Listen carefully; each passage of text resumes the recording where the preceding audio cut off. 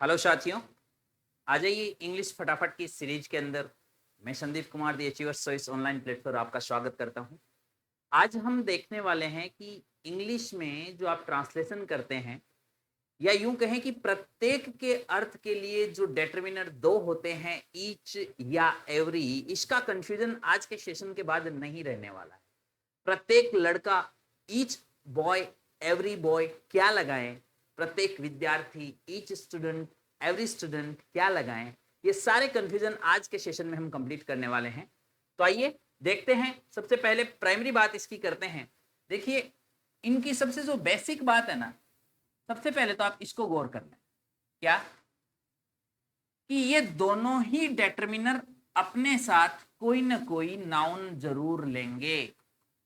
पहली बात, जैसे जैसे ईच बॉय, एवरी बॉय, है ना, ये कोई ना कोई नाउन जरूर लेंगे। एक नंबर बात, यदि ये ऑफ के साथ लग रहे हो, यानी कि प्रोनाउन की जगह यूज हो रहा हो कि of them, of the students, और हमें ईच और एवरी भरना हो, तो इनमें हम खाली और खाली ईच ही भरेंगे। प्रोनाउन की जगह प्रयोग एवरी का नहीं होगा। ठीक है, तो दो बात तो सबसे पहली ये ध्यान में रखना। अब बात करते हैं कि सब प्रोनाउन की जगह तो ये एक ही है, तब तो कोई दिक्कत ही नहीं है ना।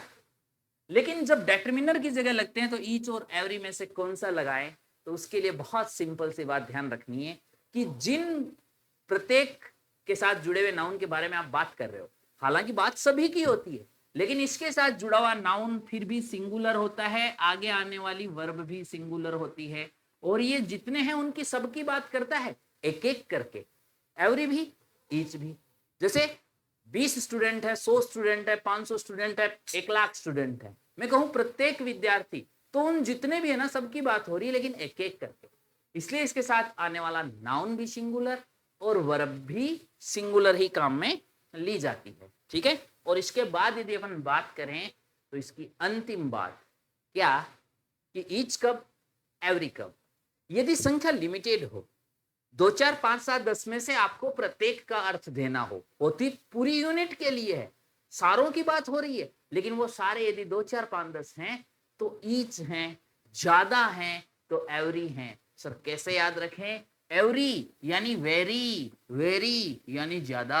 यदि ज्यादा संख्या में है कि काउंटिंग के अंदर जनरल में नहीं, यार कुछ ज्यादा ही है, तो हम कहेंगे every Indian, every villager, every student of my school. इतने का कुछ ज्यादा ही है, लेकिन वही मैंने 5 विनर्स चूज करे और अब मैं कहता हूं each winner deserved the prize. प्रत्येक जो विनर था ना वो इस प्राइज को डिजर्व करता था, तो विनर तो कितने होंगे? 2 4 5 7 किसी कंपटीशन के। तो इस तरीके से यदि संख्या लिमिटेड है, ईच ज्यादा है, every.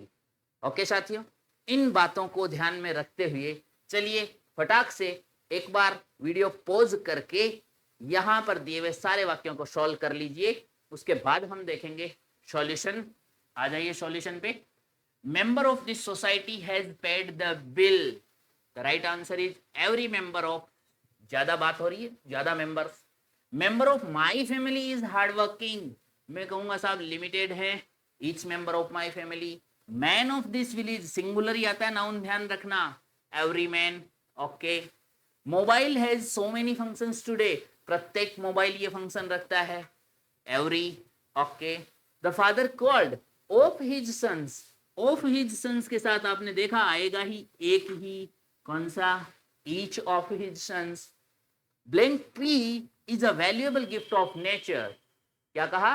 Tree is a valuable gift of nature, तो साहब संख्या में ज्यादा है, जितने भी हैं वो सारे, प्रत्येक पेड़ जो है गिफ्ट ऑफ नेचर है। ओके।